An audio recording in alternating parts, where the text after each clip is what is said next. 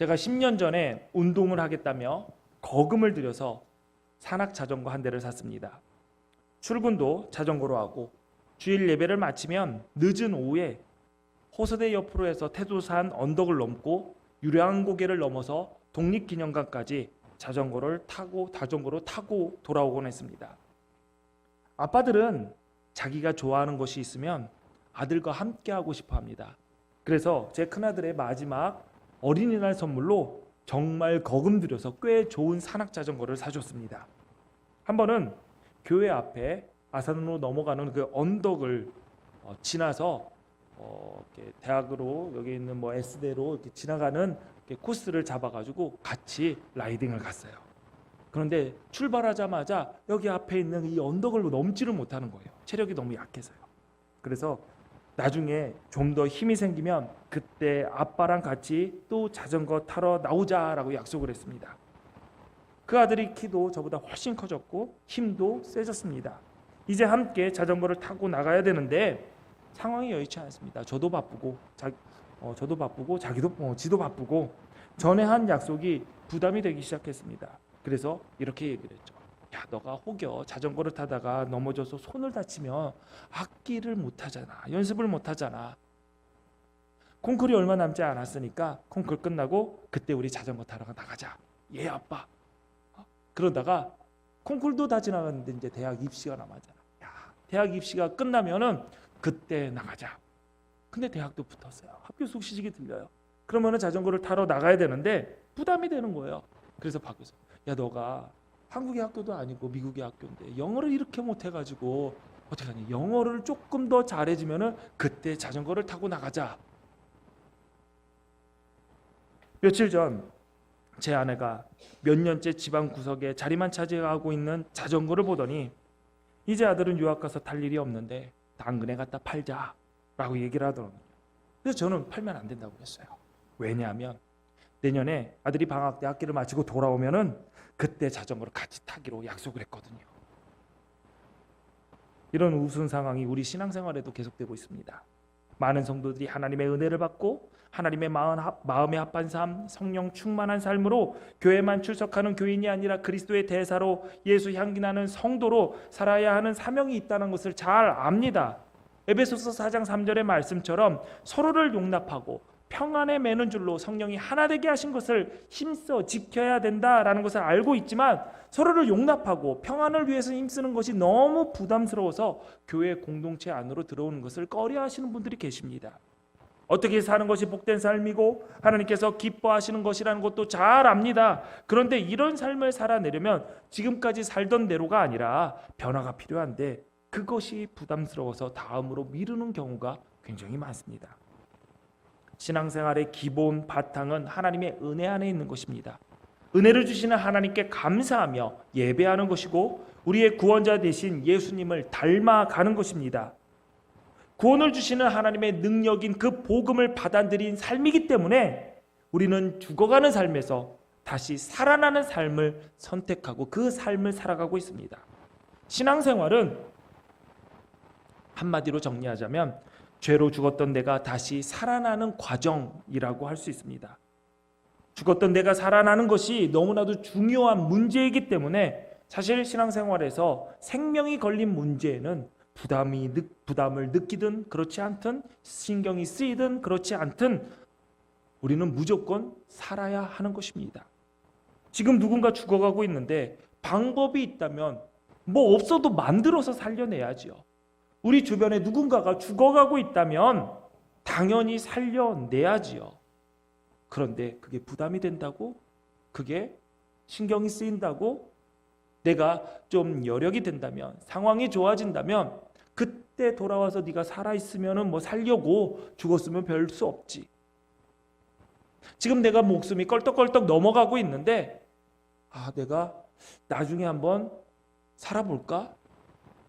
죽으면 별 수 없고 라고 생각한다면 이게 무슨 이치에 맞는 말이겠습니까? 신앙생활 우리 똑바로 하자. 우리 신앙생활 열심히 하자. 이 말은 못해서 타박하는 소리가 아니에요. 우리 대적들이 우는 사자와 같이 덤벼드는 영적 전쟁터에서 함께 전투를 나선 전우들끼리 야, 꼭 살아야 돼. 이 전투에서 꼭 살아야 돼. 죽지 말고 우리 승리의 자리에서 다시 만나자. 결의를 다지는 말이자 생명에 대한 간절함이 담긴 외침입니다. 그런데 어떤 분들은 신앙생활을 열심히 하자고 얘기하면 그냥 날 좀 내버려 두세요. 왜 부담스럽게 합니까? 내가 다 알아서 할 건데 마음이 없습니다. 재촉하지 마십시오. 라고 이야기를 합니다. 교회가 여러분을 못 살게 구는 것일까요? 나름 나 열심히 하고 있는데 교회가 욕심쟁이여서 더 하라고 하는 것일까요? 이런저런 부담 때문에 불편하신 분들, 은혜 받을까 걱정되시는 분들, 오늘 마음을 열고 말씀을 들어보시기 바랍니다. 하나님께서 말씀 속에서 여러분들에게 답을 주실 것입니다. 성경을 펴보면 하나님은 우리를 가만히 내버려 두는 분은 아니시다라는 것을 느낌으로 알 수가 있습니다. 자꾸만 더 나가라고 하시는 하나님처럼 느껴질 수도 있어요. 여호수아가 죽기 전에 유언을 합니다. 그 유언이 너희들을 섬길 자를 오늘 택하라 라는 말이었습니다. 이미 다 하나님을 믿는 이스라엘 백성들인데 여호수아가 죽기 전에 마지막 말을 너희에게 남기겠다 하면서 섬길 자를 오늘 택하라는 거예요. 오늘 택하라는 거예요. 그런데 이스라엘 백성들은 하나님 잘 섬기고 있었습니다. 하나님을 붙들었고 하나님의 약속을 믿고 하나님께서 약 주시겠다라고 했던 그 약속의 땅 가나안을 차지했습니다. 잘하고 있었어요. 명령대로 행했고 잘한다고 칭찬받을 수 있을 정도로 신실하게 하나님의 말씀에 순종했습니다. 그런데 여호수아가 그들에게 오늘 너희가 섬길 자를 택하라 라고 다그치면서 부담을 팍팍 주는 거예요. 여호수아가 이스라엘 백성들 볼 때 그 가운데 밑바탕이 그거예요. 너희들 제대로 안 섬길 것 같아. 너희들 가나안의 우상에 마음 줄 것 같아. 어쩌면 이 이야기를 들은 이스라엘 백성들이 여호수아에게 서운했을 수도 있습니다. 우리 지금 잘하고 있는데 여호수아 왜 죽기 전에 마지막으로 우리에게 축복이나 해주지 부담을 주고 가나. 얼마나 더 하라는 거야. 투덜댈 수 있는 상황이지만 그때 이스라엘 백성들과 장로들이 이렇게 대답을 합니다. 우리가 하나님을 섬기겠습니다. 제가 말씀을 준비하면서 한번 상상을 해봤어요. 오늘 예배에 참석한 우리 교인들에게 얘기를 하는 거예요. 여러분, 오늘 여러분의 섬길 자를 택하십시오. 내가 오직 예수 주께 영광 돌리는 하나님만 섬기는 삶을 살겠습니다. 결단하신 분은 여러분의 오른편으로, 내가 그냥 편하게 이렇게 살겠습니다 하는 분은 왼편으로, 자, 지금 옮기십시오. 오늘 선택하십시오. 그러면은 여러분들 어디로 갈 거예요? 이쪽으로 갈 거예요? 이쪽으로 갈 거예요? 예? 뒤로 나가요? 부담스러우니까 부담스러우니까 여기 안 되겠다. 그래서 안 했습니다. 제가 안 물어봅니다. 북이스라엘 이 엘리야 시대 때는 뭐 달랐나요? 아닙니다. 엘리야는 갈멜산에서 바알과 아세라 선지자들과 누가 진짜 살아있는 신인지 대결을 합니다. 이때 이스라엘 백성들이 그 싸움 구경하려고 뭐 신기한 일이 일어나나 보다 하면서 모여들었어요. 그때 그 모인 구경꾼들 이스라엘 백성들에게 엘리야가 이렇게 얘기합니다. 너희가 어느 때까지 둘 사이에서 머뭇머뭇 거릴 것이냐. 여호와가 만일 하나님이면 하나님을 따르고 바알이 만일 하나님이라면 바알을 따라라. 이 이야기를 하니까 백성들이 어떻게 하신 줄 아십니까? 열왕기상 18장 12절에 보니까 백성이 말 한마디도 대답하지 아니하는지라. 부담된다라는 거예요. 부담된다라는 거예요. 예수님은 더 심했습니다. 한 제자가 아버지의 장례를 치른 후에 예수님을 따르겠다라고 하니까 죽은 자들이 그들의 죽은 자들을 장사하게 하고 너는 나를 따르라 라고 했습니다. 마태복음 16장 24절에 보니까 누구든지 나를 따라오려거든 자기를 부인하고 자기 십자가를 지고 나를 따를 것이니라 라고 했습니다. 마태복음 26장에 보니까 겟세마네 동산에서 기도하실 때 피곤하여 졸음에 쓰러지는 제자들에게 어떻게 너희가 나와 한 시간도 함께 깨어있지 못하냐. 굳이 잠들어 있는 제자들을 깨워서 기도시켰어요. 그러면 저는 괜찮은 목사예요. 지금 자도 여러분 안 깨우잖아요. 예수님은 가서 깨웠어요. 흔들어서. 일어나, 일어나. 그런데 저는 안 깨웁니다. 자는 분이 없으시네요. 여러분, 도대체 하나님은 왜 우리를 이렇게 부담스럽게 할까요? 왜 하나님은 우리를 괴롭게 할까요? 하나님은 그러시지 않는데 우리가 그렇게 부담스럽게 괴롭게 느끼는 이유가 있습니다. 그것은 우리가 너무 육신에 매여 있기 때문이에요. 육신에 매여 살아가는 형편이기 때문에 하나님께서 우리를 그렇게 몰아가시는 것처럼 이미 내 어깨에 세상이라는 짐이 너무 많이 지어졌기 때문에 하나님의 멍에가 예수 그리스도와 함께 지는 그 십자가가 너무나 무겁고 부담스럽게 느껴지는 것입니다. 로마서 8장 13절에 보니 너희가 육신대로 살면 반드시 죽을 것이로되 영으로서 몸의 행실을 죽이면 산다라고 했습니다. 하나님께서 우리를 살려주시려고 생명을 얻게 하려고 그렇게 이끌어 가시는 거죠. 그러므로 하나님의 말씀이 맞는데 나에게 부담이 된다. 하나님이 이렇게 살라고 하는 것 마음으로는 막 따라가고 싶은데 몸이 따라오지 않는다라고 하면은 지금 내 어깨에 세상의 짐이 많이 메어져 있고 내가 너무 육신에 매여서 살고 있기 때문에 그렇게 느껴지는 것입니다.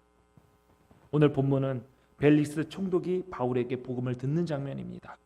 바울은 성경에 등장하는 최고의 전도자였습니다. 그가 세운 교회만 해도 수십 개고 그가 전도한 사람은 헤아릴 수도 없습니다. 그런 최고의 전도자가 벨릭스에게 복음을 전합니다. 한 번도 아니고 여러 번입니다. 그런데 벨릭스는 복음을 받아들이지 않았어요. 최고의 전도자가 가서 직접 복음을 설명을 하는데 복음을 나눠주는데 복음을 전하는데 복음이 전해지지가 않는 거예요. 어떻게 이런 일이 일어날 수가 있을까요? 벨릭스 총독은 노예 출신으로 총독까지 된 사람이었습니다. 돈과 권력이면 무엇이든지 할 수 있었던 사람이었습니다.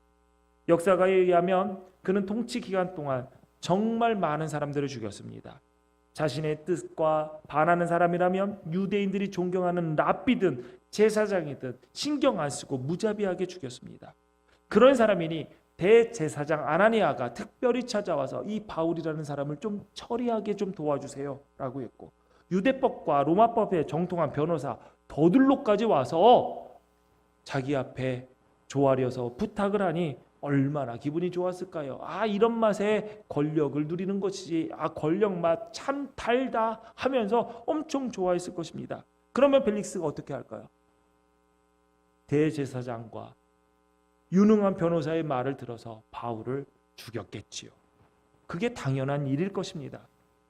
어느 쪽에 서야지, 어느 쪽으로 판결해야지 정치적으로 내가 유익할 것이다 라는 그 계산이 벨릭스에게 없었을까요? 그런데 신기하게도 벨릭스는 바울의 편을 들어줍니다. 하나님께서 하신 것이죠. 더욱이 바울에게 어느 정도의 자유 줄 것과 친구 중에 아무나 수종 들 것을 허락했습니다. 감옥에 가두지 않고 그냥 자유롭게 살게 그렇게 재판받게 해줬어요. 바울을 로마까지 가게 하려 하시는 하나님의 계획이 아니면 있을 수 없는 일들이 일어난 것입니다. 벨릭스는 그 후 그의 아내 드루실라와 함께 바울이 전하는 복음을 듣게 됩니다. 오늘 본문은 벨릭스가 바울이 전하는 복음을 듣고 두려워했다라고 했습니다. 그렇게 잔인하고 돈과 권력밖에 모르던 벨릭스가 하나님의 말씀을 전해 들으니 마음에 두려움이 온 것이죠. 찔림이 있었던 것입니다. 자신의 죄악이 깨달아졌고 하나님의 심판이 무서워졌던 것이죠. 이 말은 바꿔 얘기하면 벨릭스를 구원하시고자 하시는 하나님의 은혜가 그의 마음을 때린 것입니다. 평생 잔인하고 탐욕스럽고 절제하지 못하는 인생을 살아왔던 벨릭스에게도 예수 그리스도를 믿고 죽음에서 생명으로 구원받을 은혜가, 그 기회가 주어진 것이죠. 그런데 그 순간 벨릭스가 어떻게 했을까요? 지금은 가라. 나에게 틈이 있다면, 나에게 시간이 있다면 너를 부르리라. 이제 그만해. 부담되니까 그만해. 나중에 상황이 되면 너를 불러서 다시 그 말씀을 듣겠다. 얼마나 안타까운 순간입니까? 최고의 전도자가 전하는 복음. 거기에 성령께서 자신의 마음을 만지고 계시는데 그 순간 하나님의 복음을 거부합니다. 복음을 받아들인다면 내가 살 수 있는데 왜 그렇게 두려울까요? 지금까지 살아왔던 모든 것들을 다 무너뜨려야 할 것 같다라는 두려움 때문입니다. 삶의 전체가 뒤바뀔 것 같다라는 그 두려움 때문에 지금까지 내가 살아온 삶을 포기하지 못하기 때문에 다음에 들을게. 좀 가봐. 그 복음이라는 예수 그리스도의 복음이라는 그 소리 좀 나에게 듣지 않게 좀 해줘. 라고 결단을, 변화를, 삶을 유보한 것입니다. 그런데 벨릭스에게 그 기회가 짧았던 것이 아니에요. 2년 동안 틈이 날 때마다 바울을 불러서 바울과 이야기를 했습니다. 그때마다 바울은 복음을 전했겠지요. 그런데 벨릭스는 육신에 매여 살았기 때문에 육신의 짐을 너무 많이 지고 있었기 때문에 새로운 짐이 추가되는 것을 견딜 수 없었던 것입니다. 벨릭스가 육신에 사로잡혀 있다라는 그 증거는 구원과 멸망의 그 절박한 순간 죽을 것인가 살 것인가를 선택해야 되는 그때에도 돈 생각했다라는 것을 보면 알 수가 있습니다. 본문 26절을 보니까 동시에 또 바울에게서 돈을 받을까 바라는 거로 더 자주 불러 같이 이야기하더라. 벨릭스는 사람을 풀어주고 사람을 죽이든 돈을 받고 재판하던 사람이었습니다. 바울에게 구하는 것이 복음, 생명이 아니라 얘가 나한테 돈을 주면 내가 풀어줘야지. 그 돈 욕심 때문에 바울에게 계속 바울을 불러서 계속 이야기하면서 요구를 했던 것이죠. 그런데 벨릭스는 돈 이야기를 하고 바울은 하나님 나라의 이야기를 하니 부딪힐 수밖에 없었던 것이죠.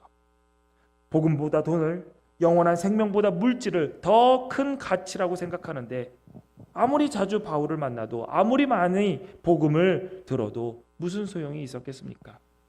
고린도후서 4장 4절에 보니까 그 중에 이 세상의 신을 믿지 아니하는 자들의 마음을 혼미하게 하여 그리스도의 영광의 복음의 광채를 비치지 못하게 함이니 그리스도는 하나님의 형상이니라. 사탄이 하는 일은 다른 것이 아닙니다. 우리의 마음을 혼미하게 헷갈리게 만들어요.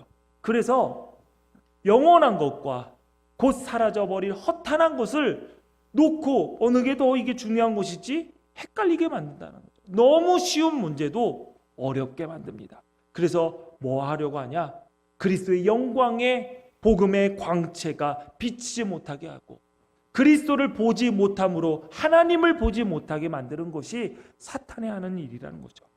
결단을 미루게 하는 것, 생명을 받아들이는 것을 곧 썩어져 버릴 것보다 더 가치없게 보이게 하는 것이 바로 사탄의 역사입니다. 뿐만 아니라 벨릭스는 정치적인 계산도 했습니다. 27절에 보니까 이태가 지난 후 보르기오 베스도가 벨릭스의 소림을 이어받으니 벨릭스가 유대인의 마음을 얻고자 하여 바울을 구류하여 두니라. 벨릭스가 바울을 풀어주지 않아요. 근데 이유가 뭐냐면은 유대인의 마음을 얻고자 했다라는 거예요. 근데 잘 보니까 벨릭스는 총독의 임기가 끝났습니다. 그래서 베스도가 그 후임으로 왔어요. 그런데도 불구하고 유대인의 마음을 얻고자 해서 바울을 붙잡아뒀습니다. 끝까지 육신에 매었던 사람이죠. 바울을 붙잡아줬던 이유가 내가 유대에서 이렇게 잘 다스리고 식민지 관리를 이렇게 잘해서 유대인이 나를 이렇게 칭찬을 한다. 이 소문이 로마에게 들어가서 총독으로 끝나는 인생이 아니라 더 높은 자리를 바라보고 바울을 붙잡았던 겁니다. 복음의 전도자를 이용했던 것이죠.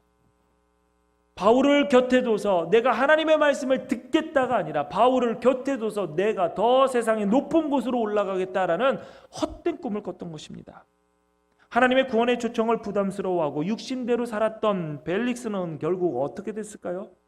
결국 그의 뜻대로 로마 황제에 의하여 본국으로 소환이 됩니다. 야, 벨릭스, 너 들어와. 로마로 와. 그런데 로마의 정치가 제대로 된 정치인가요? 그냥 마음에 안 들면은 로마 황제는 죽이고, 줄 잘못해서 죽임 당하나요? 줄 잘못 쓰면은 죽게 되는 거죠. 결국 왔다 갔다 하다가 벨릭스는 로마 황제로부터 극형을 선고를 받습니다.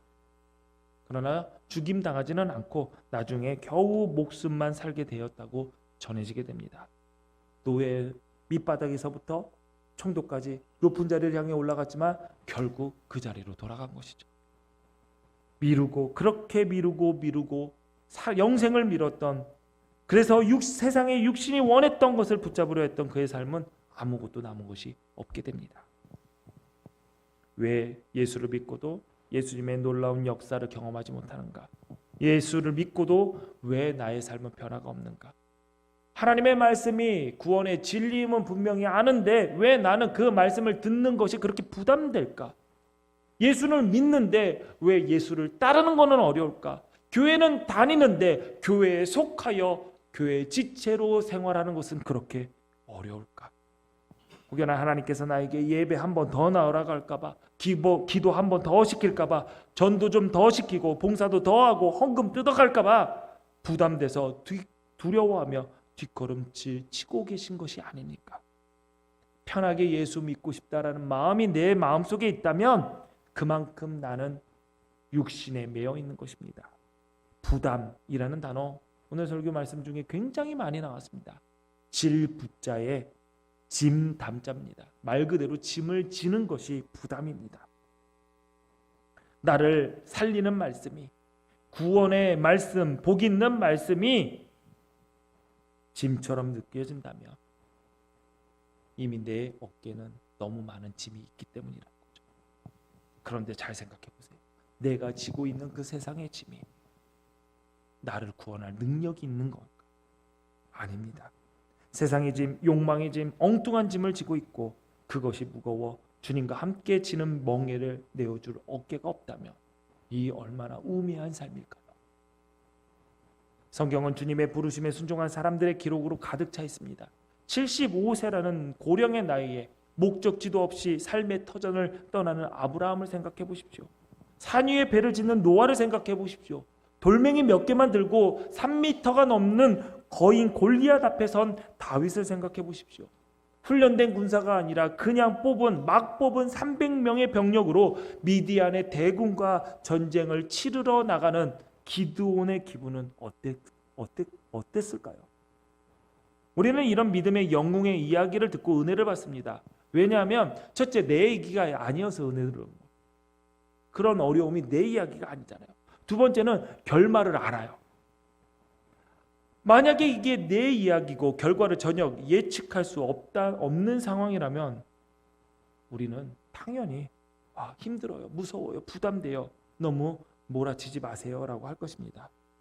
만약 결말을 안다면 우리는 어떻게 할까요? 여러분 앞에 골리앗이 있습니다. 지금 그 골짜기예요. 골리앗이 막 소리를 질러요. 이스라엘 백성들이 막 군사들이 무서워 떨고 사울은 누가 저 골리앗과 싸워서 이기면 내가 내 딸을 주겠다. 왕가의 멤버로 내가 받아들이겠다라고 얘기를 합니다. 여러분 나갈 거예요, 안 나갈 거예요? 당연히 나가죠. 결말을 아는데. 돌멩이 가지고 첫발에 어디에 명중? 인중? 관자놀이 여기죠. 여기에 명중 다 알아. 그러면은 그 자리에 누가 나갈 거예요? 당연히 저부터 나가죠. 확실한데. 아마 제가 나가려면은 이미 전 늦었을 겁니다. 이미 여러분 가운데 먼저 돌리고 계신 분들도 계실 거예요. 내가 목사님보다 먼저 나갈 거다 하면서. 하나님의 사랑에 대한 확신, 하나님의 전능하심에 대한 확신이 없으니까 그 말씀에 순종하는 것에, 골리앗 앞에 서는 것에, 산 위에 배를 짓는 것에, 300명 데리고 수만의 대군 앞에 서는 것이 아무것도 모르고 늙은 나이에 본토를 떠나는 것이 다 부담되는 것입니다. 여러분, 신앙생활에 유지는 없어요. 내가 이 정도만 유지하겠다, 그런 거 없습니다. 천성을 향해 전진해 나가거나 미끄러지거나 둘 중에 하나입니다. 우리는 주님께서 매라고 하신 그 복음의 짐을 지고 천성을 향해 전진해 나가는 나그네예요. 나그네, 여행객입니다. 순례자입니다. 육신에 매어 있는 짐을 더 이상 질 이유가 없습니다. 우리를 구원할 능력이 없어요. 내가 하나님께서 메어 주시는 그 복음의 짐, 주님께서 준비해 놓으신 그 멍에를 맬 수가 없다, 부담된다라고 느껴지신다면 가슴 치면서 주여 나의 믿음 없음을 불쌍히 여기소서 기도해야 될 것입니다. 은혜가 되게 하시고 복이 복으로 느껴지게 하시고, 하나님 나에게 살 길이, 생명의 길이 좁은 문 좁은 길이라 할지라도 대로처럼 넓게 보이게 하여 주옵소서. 여러분 이렇게 기도하십시오. 하나님께서 기도에 응답하셔서 우리의 눈을 열어 영원의 것을 보게 하실 것입니다. 아멘. 사라질 세상의 짐을 지고 가는 것이 아니라 주님과 함께 지는 멍에를 메고 천성을 향해 전진해 나가는 믿음의 승리자들이 되시기를 주님의 이름으로 축원합니다. 아멘. 축원합니다. 아멘. 기도하시겠습니다. 좋으신 하나님, 오늘도 우리를 만나 주시고 말씀해 주시니 감사합니다. 예수님께서 말씀하셨던 것처럼 주님께서 지어주신 멍에는 쉽고 약속하신 짐은 가벼운 줄 믿습니다. 이미 우리의 어깨에 가득한 세상의 짐, 육신의 짐을 내려놓고 영생에 이르게 하는 쉽고 가벼운 부담을 기쁘게 감당할 믿음을 허락하여 주옵소서. 우리 기둥교회 성도들 오늘 결단케 하여 주시고 결단하는 성도들의 삶을 성령께서 이끌어 주셔서 우리 모두 다 주님의 나라 그곳에 이르게 하여 주옵소서. 예수님의 이름으로 기도하옵나이다. 아멘.